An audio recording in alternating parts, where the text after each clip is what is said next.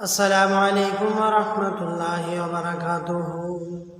আমার আল্লাহ পাক রব্বুল আলামিন তিনি বলেন, ইয়া আইয়ুহাল্লাযীনা আমানু কুতিবা আলাইকুমুস সিয়াম কামা কুতিবা আলাল্লাযীনা মিন ক্বাবলিকুম লাআল্লাকুম তাত্তাকুন। আল্লাহ পাক বলছেন, আমি তোমাদের উপরে রোজাগুলোকে ফরজ করেছি, শুধু তোমাদের উপর নয়, তোমাদের পূর্ববর্তী যে বংশধর তারাও রোজা করেছিল, তোমরাও রোজা করো।